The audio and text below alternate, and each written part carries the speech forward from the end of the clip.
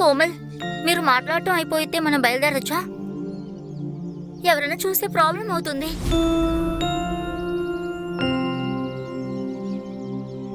తారను ఊరికినే భయపడుతున్నావు. ఎవరో వస్తారు చూస్తారు అని. ఎవరైనా చూస్తే ఏమవుతుంది? కోమల్ సరిగ్గానే చెప్తుంది. ఎవరైనా వచ్చి చూస్తే ఏమవుతుంది? టీ తాగడానికి వచ్చారని చెప్పండి. తీసుకో కోమల్, తీసుకో. సరే, నువ్వు ఇక్కడే కూర్చో, టీ తాగు, తిను. నేను వెళ్తున్నా. ఏ ఆగు, నేను వస్తున్నాను. అరే ఏంటిది? ఈ తార ఉంది కదా, ఎప్పుడు కంగారే.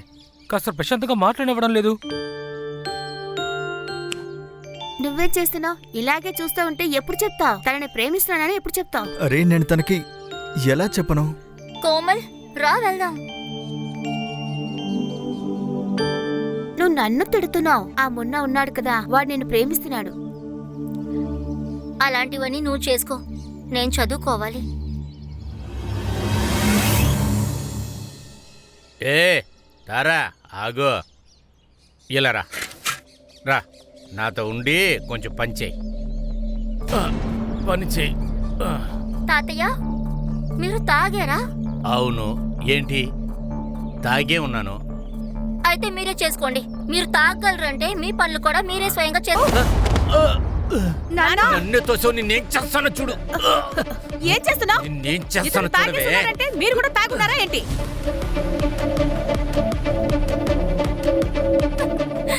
ఇలా చూడమ్మా, నువ్వేమైనా చెప్పాలంటే మీ నాన్నకి చెప్పవు. తాగుడికి బానిసై ఇల్లుని నరకంగా మార్చారు.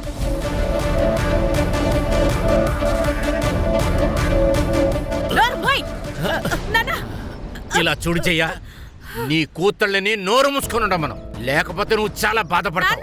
మీకు నేనేంటో చూపిస్తా. ఆగండి, మీకు నేనేంటో చూపియాలి కదా. ఏం చేసావే? ఇంటికి ఎప్పుడు వచ్చినా సరే గొడవ గొడవే. మీరెప్పుడు నన్నే తిడతారు ఎందుకు? తాతయ్య గారే తాగున్నారు, మీరు ఆయన తిట్టండి. తాగితే తాగని, నీకేంటి సమస్య? ఇలా చూడమ్మా, నువ్వు చదువు మీద మాత్రం దృష్టి పెట్టు. అమ్మా, నేను ఎలా చదువుకోగలను? రేపు కానీ స్కూల్లో ఫీజు కట్టకపోతే నన్ను బయటకు గెంటుతారు. ఎలాగైనా సరే కట్టేద్దాంలే. రీతు సర్పంచ్ అమ్మ దగ్గర డబ్బులు తేవడానికి వెళ్ళింది. తను తీసుకొచ్చిన తర్వాత మనం రేపు కట్టేద్దాంలే. పద, లోపలికి పద. రోజు ఇంట్లో ఏదో ఒక గొడవ.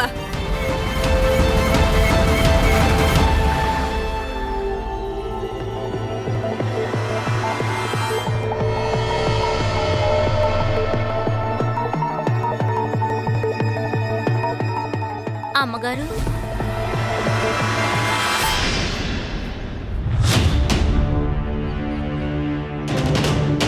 అరే రీతు, నువ్వేంటి ఇక్కడ? అది అయ్యా, కూలీ డబ్బుల కోసం వచ్చాను. అంతేనా? అదేగా, నువ్వు లోపలికి రా, ఇస్తాను.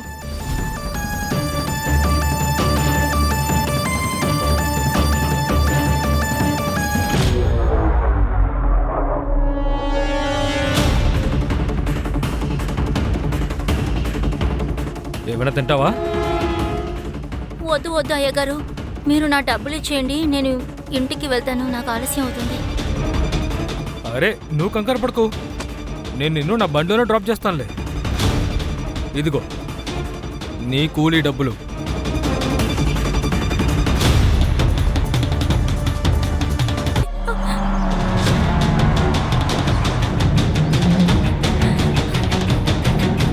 రితు,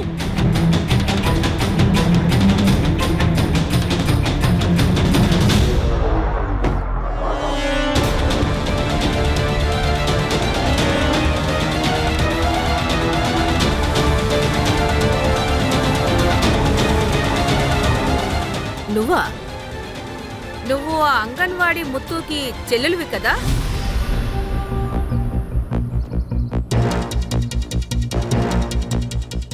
ఇక్కడేం చేస్తున్నావు?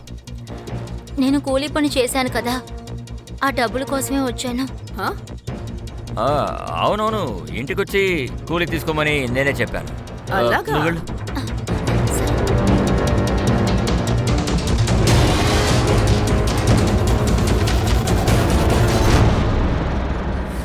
నీకు కొంచెం కూడా బుర్రలేదు కదా? 3 నెలల్లో మన పల్లెటూరులో ఎలక్షన్ ఉంది.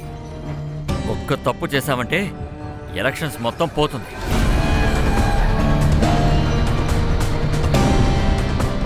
అరే ఏం జరగదన్నయ్య, మీరు మీరు దేనికి దిగులు పడకండి. నేను మీకోసం పెగ్ని రెడీగా పెట్టాను. పద పద, మనం తాగుతూ మాట్లాడుకుందాం. పద అన్నయ్య. సరే అక్క, మీ కోడలు ఎలాగో వాళ్ళ అమ్మింటికి వెళ్ళింది కదా, ఆవిడకి ప్రెగ్నెన్సీలో 4వ నెలలోనే ఇంజెక్షన్ వెయ్యాలి. అది ఆవిడకి ఫోన్ చేసి చెప్పేయండి. ఏ డాక్టర్ అది వేసినా ఓకే. ఆ, చెప్పేస్తాను. అక్క, కొంచెం నీళ్ళు ఇస్తారా? దాహంగా ఉంది. ఉండు, తెస్తాను.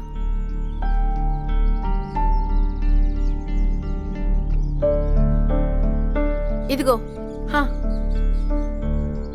చేతులు చాపు, నేను నీళ్లు పోస్తాను. మృగాలకి కూడా ఇలా నీళ్ళు ఇవ్వకూడదక్క. ఏమంటున్నావు? వద్దు, వదిలేండి. మీకదంతా అర్థం కాదు. గురు, గురు, నువ్వు ఇక్కడేం చేస్తున్నావు? వీళ్ళకి పాఠం నేర్పించాల్సిందే. గురు చెప్పేది విను. గురు, అక్క. దీనికి అవసరం లేదు. హే! మీరెందుకు మనుషుల్ని మనుషుల్లా చూడటం లేదు? మమ్మల్ని మీరు మృగాలుగా చూడకుండా మనుషులుగా చూడాలంటే మేము ఏం చెయ్యాలని మీరే చెప్పండి అక్క. ఆ? మనుషుల్లా చూసినా కూడా ఎప్పుడు మీ చోటు ఇక్కడే, గుమ్మానికి బయటే. గురు వద్దు, వదిలే. గురు, ఎన్నో ఏళ్ళుగా ఇదే జరుగుతోంది. వీళ్ళ వల్ల ఏం మారిపోతుంది? ఇదే ప్రాబ్లం ముక్తి. ప్రాబ్లం ఇదే. ఎన్నో ఏళ్ళగా జరుగుతున్నది అలా జరగని వాళ్ళ.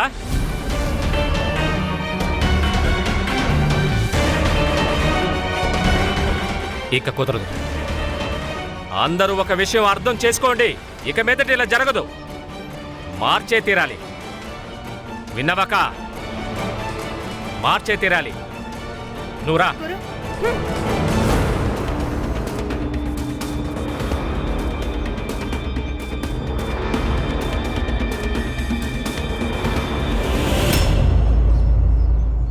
చెప్పు, నీకేమైంది?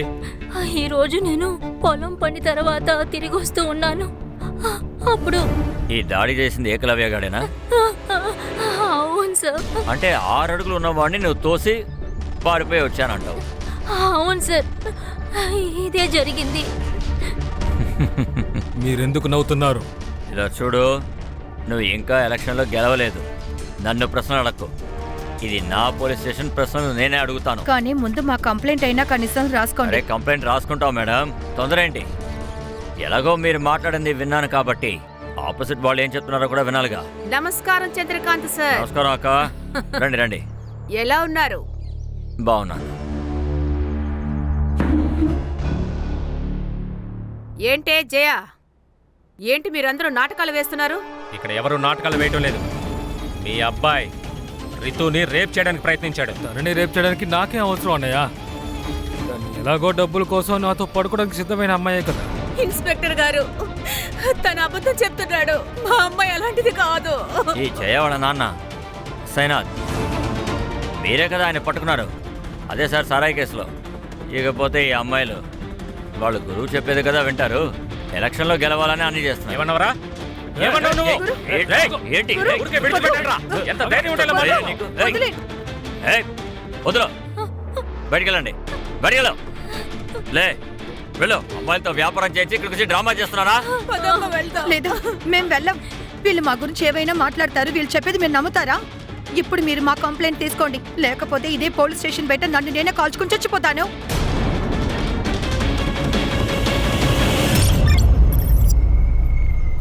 సార్, మరి ఇతను వదలండి. తనని ఎందుకు తీసుకువెళ్తున్నారో చెప్పండి. ఎందుకు తీసుకువెళ్తున్నారో చెప్పండి. లే, ఆపు. మెడికల్లో తను సెక్షువల్ యాక్టివ్ అని వచ్చింది. అంటే ఏంటో తెలుసా? డబ్బులు తీసుకుని రెగ్యులర్ గా సెక్స్ డబ్బులు చేస్తుంది. తీసుకున్నది రితు కాదు, మీరు. అది కూడా చిత్ర దగ్గర కదా. ఏ ఆపు. ఎక్కువ వాగేవనుకో మీ ఇంట్లో వాళ్ళందరినీ లోపలేస్తాను. వద్దు సార్, నీ మీద కేసు కూడా వేస్తాను. రా. Sir, sir. Ritu,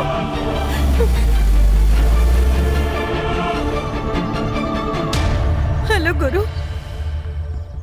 inspector sir, ఒకవేళ మీరు రీతు మీద ప్రాస్టిట్యూషన్ ఛార్జెస్ వేశారంటే మీరు ఎక్లోవి మీద కూడా సెక్స్టెడ్ కేసుని వేయాల్సి ఉంటుంది. మీరేం దిగులు పడకండి.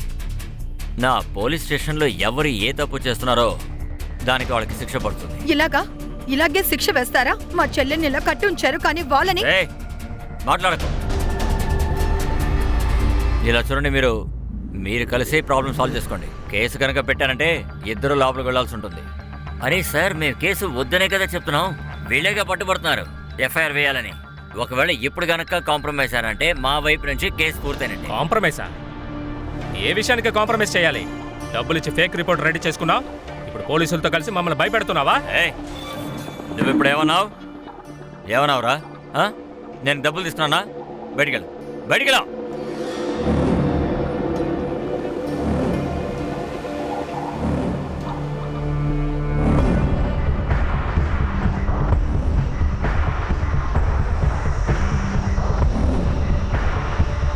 జయ, నీ కూతురు పేరు ఎలాగో చెడగొట్టేశావు. ఇప్పుడు తన మీద కేసు పెట్టి నిరూపించబోతున్నావా? డబ్బులు తీసుకొని వ్యాపారం చేయబోతున్నావా? మీరేం మాట్లాడుతున్నారు? జయ, నా మాట విను. ఇది కోర్టు కేసు అనే ప్రాబ్లం. కేసు పూర్తవడానికి చాలా ఏళ్ళు పట్టచ్చు. ఈ కేసు బాధాడడానికి, అలాగే వకీల్కి డబ్బులు ఇవ్వడానికి నీ దగ్గర డబ్బు ఉందా?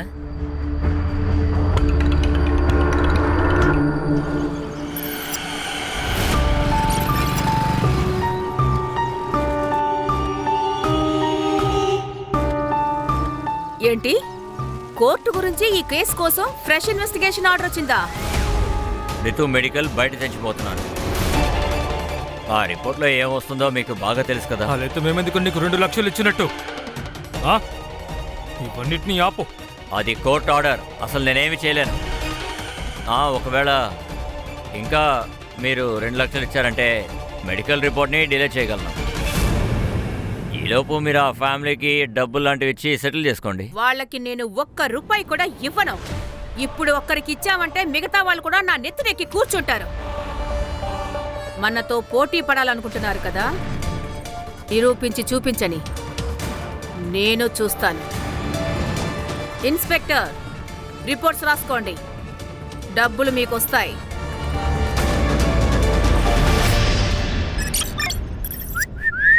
ఎక్కడికి వెళ్తున్నావు బంగారం? అరే, ఎక్కడికి వెళ్తున్నావు చెప్పు. ఇప్పుడు అంగన్వాడీ జాబ్ చేస్తున్నావా? ఏం చేస్తున్నారు మీరు? ఒక రోజు రాత్రికి ఎంత తీసుకుంటావో చెప్పు మాకు.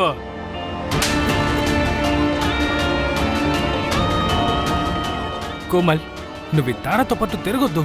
తను తనక్క నీకు ఎలాంటి వాళ్ళో తెలియదు కదా.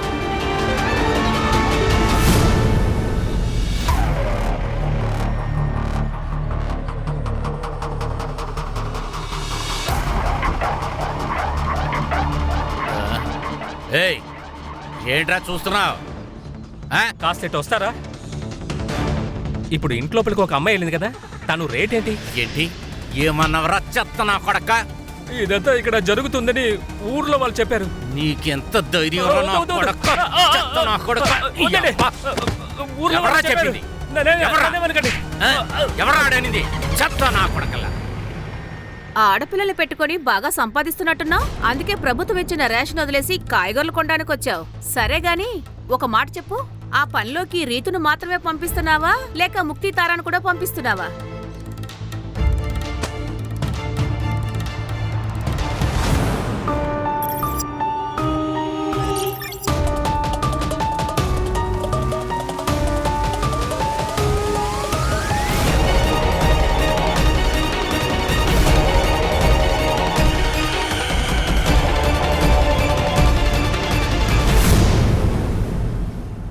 ముక్తి అక్క చెప్పండి.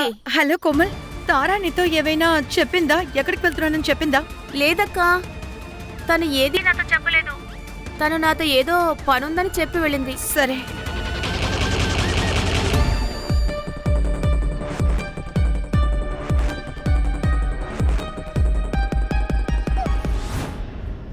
ఏయ్, జాగ్రత్తగా తీసిపెట్టు.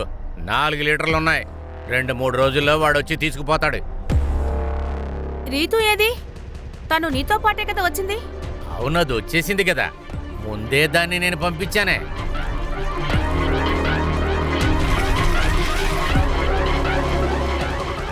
తాతయ్య, నా కొంట్లో బాలేదు, నేను వెళ్తాను.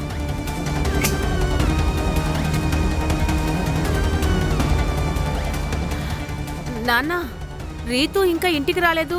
తారా కూడా స్కూల్ నుంచి ఇంకా రాలేదు.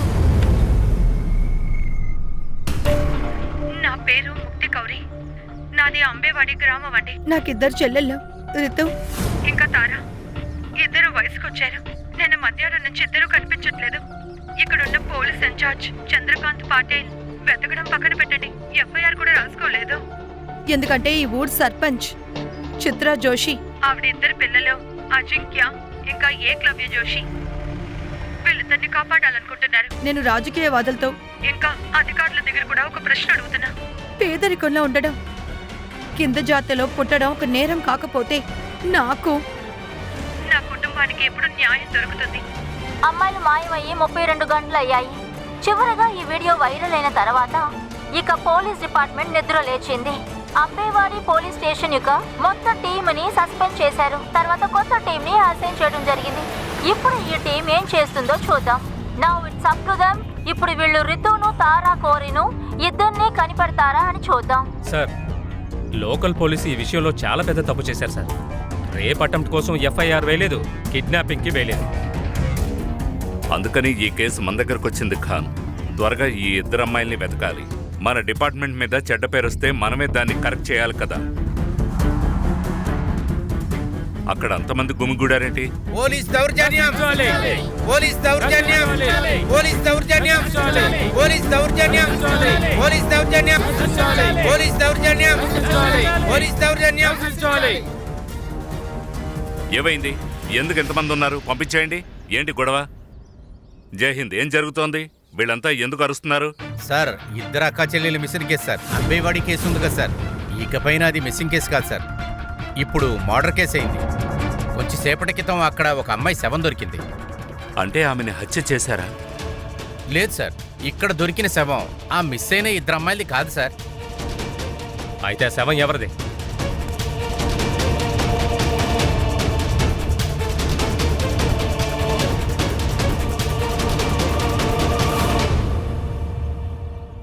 సార్, ఈ అమ్మాయి ఆ వీడియోలో మాట్లాడింది. ఇప్పుడు తననే మర్డర్ చేసేశారు. తన పేరు ముక్తి కోరి. వీళ్ళు ఈ అమ్మాయి ఫ్యామిలీనా? అవును సార్, ఆ వయసు అయిపోయిన ఆయన ఉన్నాడు కదా, అతను ఈ అమ్మాయి తాత సాయినాథ్. అలాగే అతని పక్కన ఉన్నాడు చూడండి, ఈ అమ్మాయిని వాడు పెళ్లి చేసుకోవాలనుకున్నాడు. వాడి పేరు గురు షిండే సార్. తర్వాత ఈ అమ్మాయి వీడియోలో చిత్రా జోషి, వాళ్ళ పిల్లలు అజయ్ జోషి అని ఆ అమ్మాయి చెప్పింది కదా, ఈ పొలం వాళ్ళదే సార్. Doesn't make sense. చూడండి, తలపై బాగా దెబ్బ తగిలింది, బాగా బ్లడ్ లాస్ అయి ఉంటుంది. కానీ సార్, నేల మీద కాస్త కూడా బ్లడ్ ట్రేసెస్ లేవు. సార్, అయితే ఈ అమ్మాయిని ఇంకెక్కడో చంపారు సార్. ఇక్కడికి తీసుకొచ్చి డంప్ చేశారు. సార్, నిన్న రాత్రి ముక్తి ఇంటికి రాలేదు.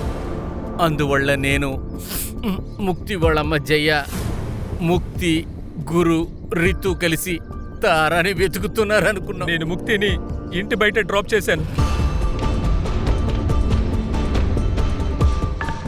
ఎన్ని గంటలకి? ఇంచుమించు మధ్యాహ్నం 12 గంటలకి. మధ్యాహ్నం 12 నుంచి తన ఇంట్లో లేదు. అలాంటప్పుడు తనకు ఫోన్ చేయాలనిపించలేదా? మా ఇంట్లో 2 ఫోన్లే ఉన్నాయి. ఒకటి నా ఫోను, ఇంకోటి ముక్తి ఫోను. 2 రోజుల క్రితమే నా ఫోన్ ఎక్కడో పడిపోయింది. 2 రోజుల క్రితమా? అంటే రీతు, తారా కనిపించని రోజు. అవును సార్. ఈ రితు, తారా ఏ రోజు కనిపించకుండా పోయారో ఆ రోజు ఏమైంది? నీతో తారా ఏవైనా చెప్పిందా? తను ఎక్కడికి వెళ్ళిందో తెలుసా? లేదక్కా. రీతు ఎక్కడా? నీతో పాటే కదా వచ్చింది. తను ముందే వచ్చేసిందిగా. అంటే వీళ్ళిద్దరూ వేర్వేరు చోట్ల నుంచి ఒకే టైంలో కనిపించకుండా పోయారు. సార్, ఆ చిత్ర ఉంది కదా, తన దగ్గర చాలా రౌడీలు ఉన్నారు సార్. తను ఎక్కడి నుండైనా ఎవరినైనా లేపేస్తుంది సార్. నువ్వు ముక్తిని ఎక్కడ డ్రాప్ చేసావో అక్కడికి మమ్మల్ని తీసుకెళ్ళు. సరే సార్.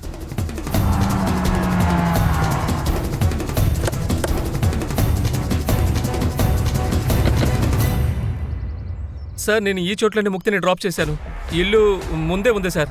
ఇక్కడ నుంచి తను నడుచుకుంటూ వెళ్ళింది. పద, ఇల్లు చూపించు. రండి సార్.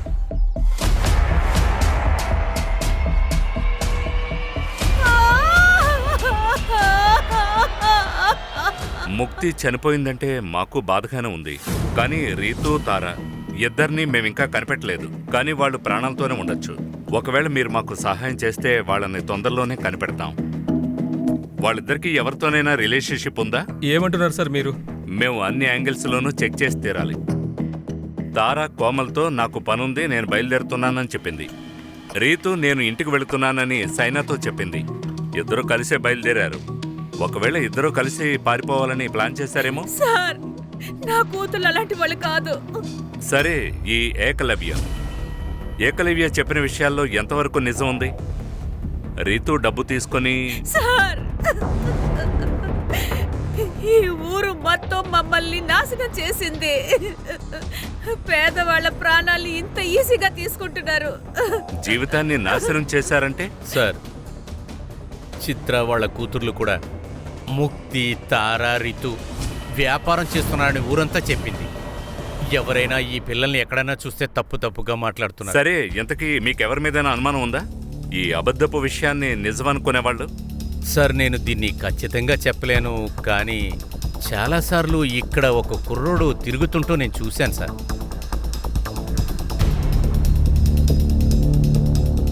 ఆ అబ్బాయి ఎవరు? సార్, నాకు పేరేంటో తెలీదు. బజార్లో గిరీష్ అనే అతని ఇంట్లో వీడు అద్దెకుంటున్నాడని నాకు తెలుసండి. సార్ సార్, ఇక్కడ ఏమీ లేదు. ఒక విషయం తప్పుగా అనిపిస్తోంది. మధ్యాహ్నం 12 గంటలకి ఎవరైనా ఎలా కనిపించకుండా పోతారు? సార్, రితు తారా వాళ్ళ మాయం అవ్వాలని తినే ప్లాన్ వేసిందేమో.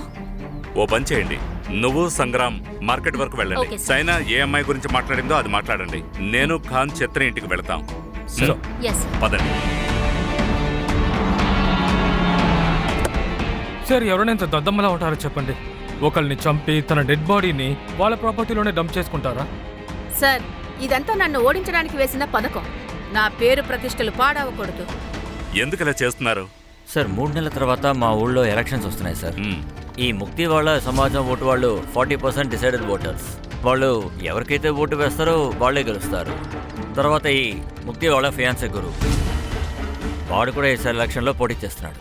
అందుకనే వాడు ఈ రేప్ అటెండ్ విషయాన్ని చాలా పెద్ద చేస్తాడు. కానీ ముక్తి ఒక వీడియో రిలీజ్ చేసింది, అందులో మీ పేర్లు కూడా ఉన్నాయి. ముక్తికి గురువుకి పెళ్లి కాబోతోంది. అలాంటప్పుడు తను వాడి మాట కాకుండా ఇంకెవరి మాట వింటుంది? మీ ఇద్దరిలో ఏకలవ్య ఎవరు? నేనే సార్. రీతు నువ్వు తనని రేప్ చేయడానికి ప్రయత్నించావని చెప్పింది, కానీ నువ్వేమో రీతు డబ్బు తీసుకుని ఏవైనా చేస్తుందని అంటున్నావు. అదే, ఎందుకంటే అది రిపోర్ట్లో కూడా అలాగే కదా సార్ ఉంది. అరే, రిపోర్ట్ని మేం పట్టించుకోం, అందులో ఏవైనా ఉండని. కానీ నీ పోలీస్ ఫ్రెండ్స్ నీతో ఒక విషయం చెప్పలేదనుకుంటాను. 17 ఏళ్ల వయసున్న అమ్మాయి ఓ మైనర్. తనతో సెక్స్ అంటే రేప్, అది తనకి ఇష్టమైనా ఇష్టం కాకపోయినా కేసే. అందువల్ల నువ్వు జైలుకి వెళ్ళక తప్పదు.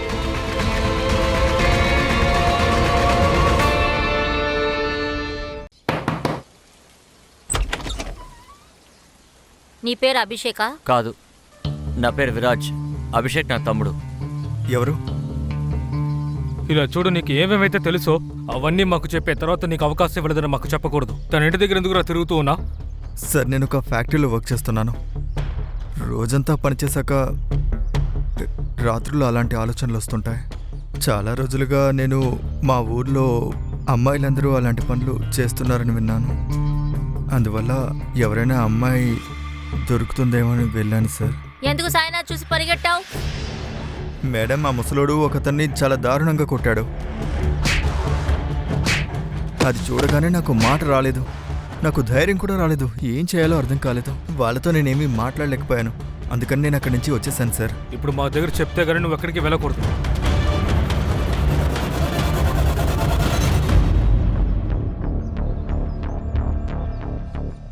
అన్నయ్య, మనం బాగా ఇరుక్కున్నాం. ఇరుకోలేదు. దేవుడు మనకి టైం ఇచ్చాడు.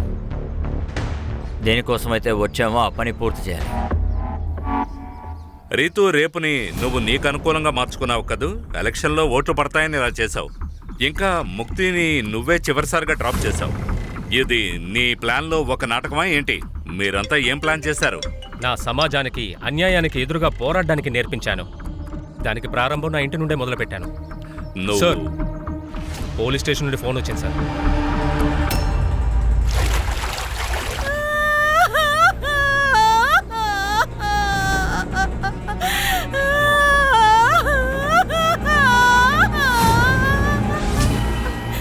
సార్, చూడండి, నా పిల్లల్ని చంపేశారు సార్, చంపేశారు. సార్, బాడీ ఉబ్బిపోవడం వల్ల పైకి తేలింది. ఊరు వాళ్ళు చూసి మాకు చెప్పారు. బాడీ ఉబ్బిపోయి పైకొచ్చిందంటే హత్య జరిగి 2 రోజులు అయ్యి ఉండాలి. సార్, ఈ ఇద్దరూ కనిపించకుండా పోయిన ఆ రోజు లేదా మరుసటి రోజు వీళ్ళిద్దరిని చంపేసుంటారు. సార్, ముక్తి డెస్పరేట్ గా 2 చెల్లెల్ని వెతుకుతూ ఉంది. ఒకవేళ తను కనిపెట్టిందేమో, అందుకే ముక్తిని చంపడం జరిగింది. Mukti CDR report PM report ఏవైంది? సార్ సాయంత్రం వస్తుంది, నేను మీకు చూపిస్తాను. ముందుగా చనిపోయింది ముక్తేనా లేక ఈ ఇద్దరు అమ్మాయిల అనేది తెలియాలి. ఎన్నేళ్లుగా నువ్వు పోలీస్ డిపార్ట్మెంట్లో ఉన్నావు? సార్ 7 ఏళ్ళు. 7 ఏళ్లలో నీకు ఒక విషయం తెలియలేదా? 17 ఏళ్ల అమ్మాయి మైనర్ అవుతుందని. ఆమెతో సెక్స్ చేస్తే అది రేపే అవుతుంది. కారణం ఏదైనా కానీ ఆ ఏకలవ్య మాతో చెప్పాడు, రీతితో పెయిడ్ సెక్స్ చేశానని. అతనికి వ్యతిరేకంగా ఎఫ్ఐఆర్ ఎందుకు ఫైల్ చేయలేదు? సార్ నేను అది ఎంక్వైరీ ఏ చేస్తాను. విషయాన్ని ఎంక్వైరీ చేస్తున్నావు? సార్ అది రితు వాళ్ళ నాన్న సైనాథ్ సారాయి కాచేవాడు. కొద్ది నెలల క్రితం ఆ తాగి ఒకడు చనిపోయాడు. అప్పుడు చిత్రానే కంప్లైంట్ చేసింది. ఎఫ్ఐఆర్కి ముందు ఒకసారి ఇన్వెస్టిగేట్ చేద్దామని అనుకున్నాను. కోర్టు ఆర్డర్ చేయడం వల్ల రీతుకి ఇంకోసారి మెడికల్ టెస్ట్ చేశారు.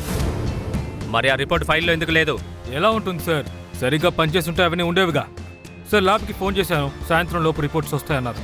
చిత్ర నుంచి నువ్వు ఎంత డబ్బు తీసుకున్నావు? సార్ 4 లక్షలు. నువ్వు తీసుకున్న 4 లక్షల కోసం అమాయక అమ్మాయిలు బలైపోయారు. వీడిని తీసుకెళ్లి లోపల పడేయండి. సార్ సార్ నేను తప్పు చేశాను. ఇక మీరు ఖాన్ తీసుకెళ్ళు. వెళ్ళు, వెళ్ళు. తెలియక చేశాను. ఇక మీద అలా జరగదు సార్. సార్, ఇది ముక్తి పిఎం రిపోర్ట్. తలలో దెబ్బ తగలటం వల్ల బ్లడ్ లాస్ అయింది, అందుకే చనిపోయింది. తన్ని ఎవరూ రేప్ చేయలేదు. సార్ తన సీడిఆర్ రిపోర్ట్ కూడా వచ్చింది, ఇదిగో చూడండి. దీని ప్రకారం చూస్తే ముక్తి లాస్ట్ లొకేషన్ గురు తనని డ్రాప్ చేసిన చోటు. తర్వాత సైనాథ్ లాస్ట్ లొకేషన్ ఊరి యొక్క అడవిలో కాదు, ఎగ్జాక్ట్గా దాని ఆపోజిట్లో ఉన్న ఒక ప్రదేశం సార్. అక్కడి నుంచి సరిగ్గా 200 మీటర్ల దూరంలో అజింక్యా ఫోన్ యాక్టివ్లో ఉంది సార్. ఎవరు లేని చోట్ల వీళ్ళిద్దరూ ఏం చేస్తూ వచ్చారు? No idea sir. సార్ ఈ సైనాథ్ తన ఆఖరి ఫోన్ తారా యొక్క ఫ్రెండ్ కోమల్కి చేశాడు. సైనా కోమల్కి ఫోన్ చేశాడా? సైనా గారు, మీరు అడవిలో ఉంటున్నట్టు మాతో చెప్తున్నారు. అలాంటప్పుడు మీ మొబైల్ లొకేషన్ అడవినే చూపించాలి కదా, కానీ అది ఎవరూ లేని ప్రదేశం. సార్, నేను ఇంతకు ముందే మీకు చెప్పాను కదా, అలా 2 రోజుల క్రితమే నా ఫోన్ పోయిందని. అవును కదా, ఈయన ఫోన్ కింద పడిపోయింది. అంటే మీకు ఇంకో విషయం కూడా తెలీదు. తమరి ఫోన్ నుండి తారా ఫ్రెండ్ కోమలికి కాల్ ఎలా వెళ్ళింది? తారాని చేసుంటుంది. తను నా ఫోన్ని యూజ్ చేసుకుంటూనే ఉంటుంది. కానీ ఆ టైంలో తారా స్కూల్లో ఉంది కదా, మరి? సార్, నాకిప్పుడే అర్థమవుతుంది ఇది ఎవరు చేసుంటారా అని. ఎవరు? గుర్తుంది సార్. తారా వాళ్ళ తాతయ్య కాల్ చేయలేదు. నాకు ఆ రోజు రీతు అక్కనే ఫోన్ చేసింది. తారాతో మాట్లాడడానికి చేశారు. తారా ఎప్పుడూ కూడా ఎందుకని చేసావని నాతో ఎప్పుడూ అడగలేదు.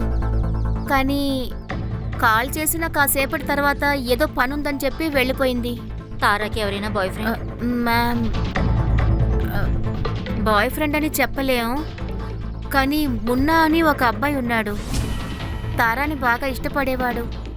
కానీ రీతు ఒక కేసు గాని వచ్చిందంటే ఏంటమ్మా చెప్పు. ముగ్గురు అక్క చెల్లెల గురించి ఊరంతా మాట్లాడుతుంది, కానీ తను చేసే సతీ సావిత్రి యాక్టింగ్ చూస్తే తనకంటే మంచివారు లేరన్నట్టు చేస్తుంది.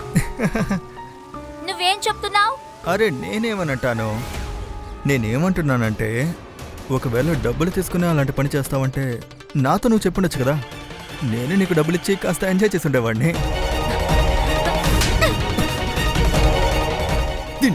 నన్ను కొట్టిందిరా, నేను నిన్ను ఊరికే వదిలిపెట్టను. నువ్వు నన్ను కొట్టినందుకు పగ తీర్చుకుంటాను.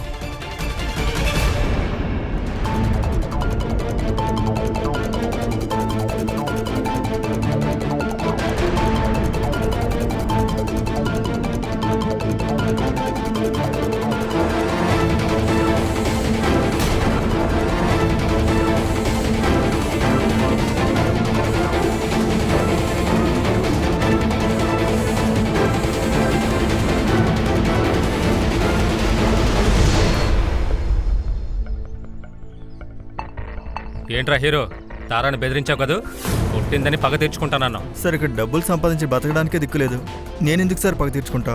నేను ఎప్పుడూ నా కొట్టు దగ్గరే ఉంటాను. మీరు కావాలంటే వీడిని కూడా అడగండి.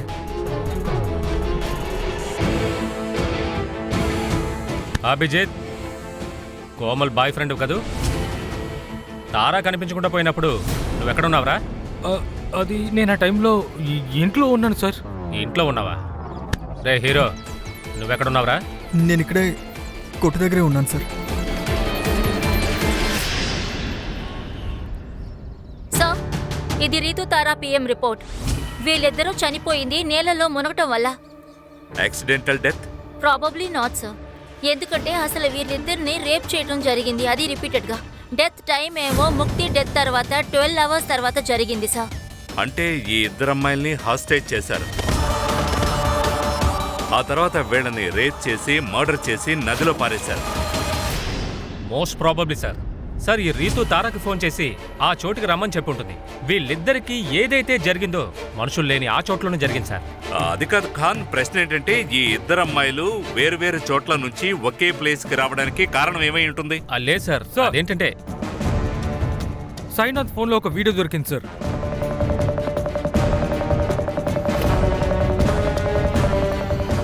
ఏంటిదంతా? ఇదిగో నీ డబ్బు. మీరేమనుకుంటారు? డబ్బులతో మీరు ఏమైనా కొంటారా? మీ కొడుకు స్వేచ్ఛని కూడానా? డబ్బులు తీసుకోవడానికి ఇష్టం లేకపోతే నన్ను ఎందుకు పిలిచావు? ఎందుకంటే మీ అసలు రంగు ఈ లోకానికి తెలియజేయాలని. మీ కొడుకు నాతో తప్పుగా ప్రవర్తించాడు. ఆ తప్పుని మాయం చేయడం కోసం నువ్వు ఎంత డబ్బైనా నాకిస్తావు. అలాగా? రీతు దీనికోసమే మిమ్మల్ని పిలిచింది, తర్వాత వీడియో తీసింది. ఇక ఈ వీడియో ప్రూఫ్ గా బయట ప్రపంచంలోకి రాకూడదని అందరూ కలిసి ఆ ఇద్దరిని చంపేశారు. సార్, మేమెవరూ చంపలేదు. అయితే మీ వాడికి ఏం పని ఆ శ్మశానంలో? తన్ని నేనే ఉండమని చెప్పాను.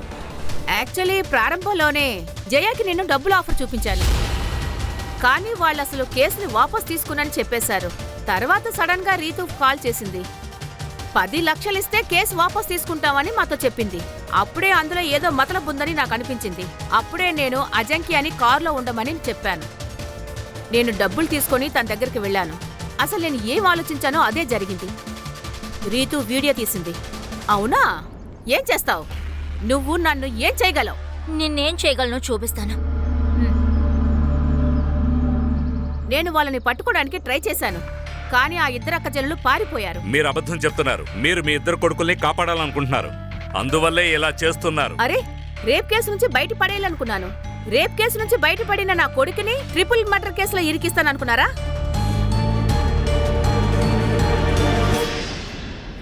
సార్, ఒక వ్యక్తి గురించి తెలియవచ్చింది సార్. అతను సాయినాథ్ కాసిన సారాయి తాగి చచ్చిపోయాడు. ఎవరు? రాకేష్. తను చనిపోయాడు, కానీ తన 2 పిల్లలు ఇంకా ప్రాణాలతోనే ఉన్నారు అద్దెంట్లో. సార్, నాన్నగారు చనిపోయిన తర్వాత 6 నెలల్లోనే సాయినాథ్ జైలు నుంచి బయటకు వచ్చేసాడు. మళ్ళీ తనని మేము జైలుకి పంపించాలని అనుకున్నాం. జైలుకి పంపించాలా లేక పైకి పంపించాలా? లేదు సార్, మేము వాడిని జైలుకి పంపించాలనుకున్నాం అంతే. కాబట్టి వాడి గురించి మొత్తం అంతా తెలుసుకోవడం చాలా ముఖ్యం. అప్పుడే వాడు చేసిన తప్పు గురించి అందరికీ తెలుస్తుంది సార్. కానీ ఈసారి సాయినాథ్ దొంగ సారాన్ని తన ఇంట్లో కాయలేదు సార్. దాని గురించి తెలుసుకోవడం చాలా ముఖ్యం సార్. అందుకోసం మేము ఇదే ఊర్లో అద్దెకి ఇల్లు తీసుకున్నాం సార్. అతని మీద పగ తీర్చుకోవడం మీ వల్ల కాలేదు, అందువల్ల అతని మీద పగ తీర్చుకోవడానికి ఈ ఇద్దరు అమ్మాయిల్ని చంపేశారు. లేదు సార్, మేము పగ తీర్చుకోవాలని అనుకున్నాం, కానీ చట్ట ప్రకారమే వెళ్ళాం సార్. చట్టవిరుద్ధంగా మేము ఏమీ చేయలేదు సార్. సంగ్రామ్ సార్,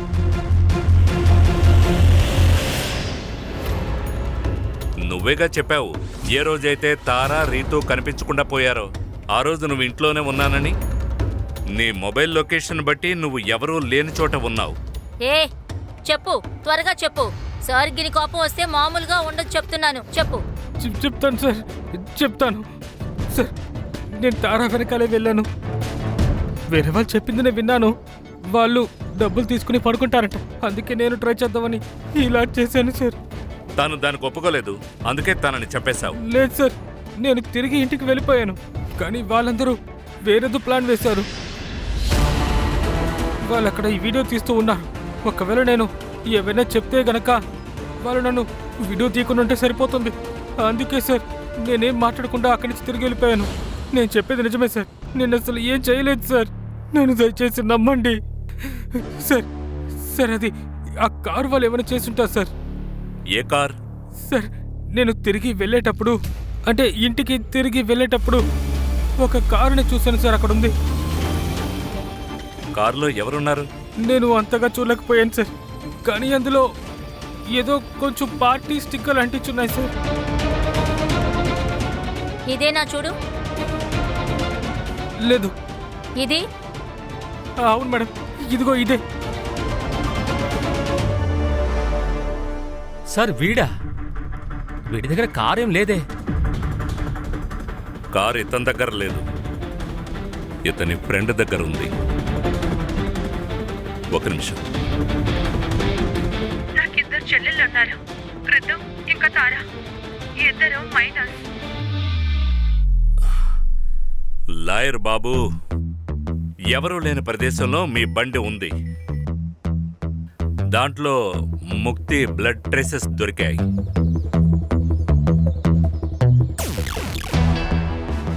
ఇప్పుడు ఎవరినైనా కాపాడడానికి అబద్ధం చెప్తే అది మీకు మంచిది కాదు. నిజం ఏంటనేది చెప్పేయండి.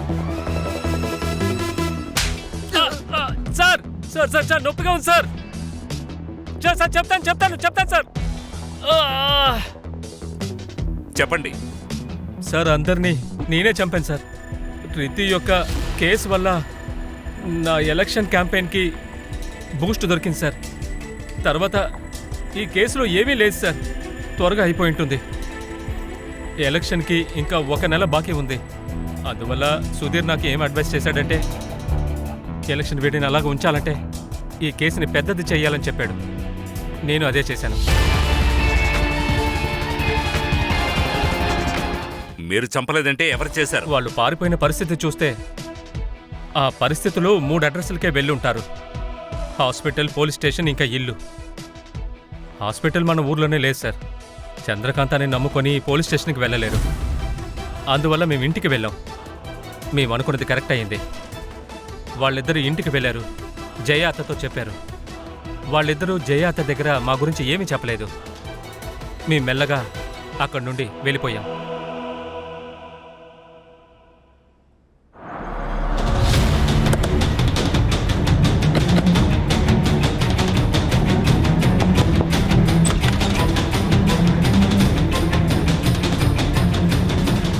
ఒకసారి అబద్ధపు కేసులో రీతు పేరు రావడం వల్ల ఊర్లో ఉన్న వాళ్ళందరూ తన జీవితాన్ని నాశనం చేశారు. ఒకవేళ నిజంగానే తనపై అత్యాచారం జరుగుంటే వాళ్ళిద్దరిపైన అత్యాచారం చేసింది ఎవరో తెలీదని చెప్తే మీరేం చేస్తారు సార్? నా పిల్లల జీవితం నాశనం అయిపోయింది. ఒకవేళ వాళ్ళు ప్రాణాలతో ఉండుంటే ఈ ప్రజలు వాళ్ళని బ్రతకనిచ్చేవారా? వాళ్ళ జీవితాన్ని నరకం కన్నా దారుణంగా మార్చేసేవారు. ఇది నేను జీర్ణించుకోలేను. నా పిల్లలు కూడా కష్టపడకూడదు.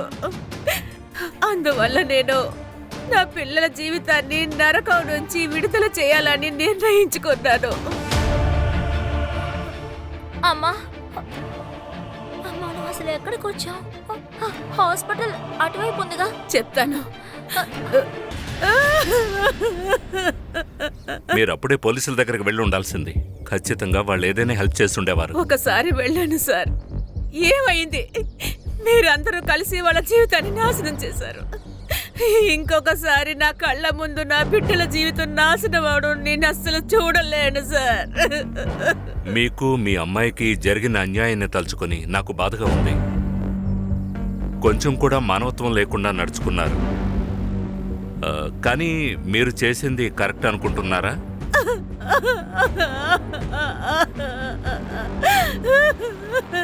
సార్, మన మతం కాదు, మన జాతి కాదు కాబట్టి మనం అంత ఘోరంగా ఎలా నడుచుకోగలం సార్? వాళ్ళ పరిస్థితి ఎలాంటిదంటే బతకటం కన్నా చావటమే మేలనుకున్నారు. మార్పు ఒక రోజులో రాదు. చిన్న మార్పు కోసం మళ్ళీ మళ్ళీ ప్రయత్నిస్తూనే ఉండాలి. చిన్న ఓటమి కలిగిందని మన ప్రయత్నం మనం చేయకుండా ఉండకూడదు. సొసైటీకి అర్థమయ్యేలా చేయాలి, వాళ్ళకి చెప్పాలి. ప్రయత్నం చేస్తూనే ఉండాలి. ఒకరోజు కాకపోయినా ఇంకో రోజు సొసైటీ మారుతుంది. మార్పుని మనం తీసుకురావాలి.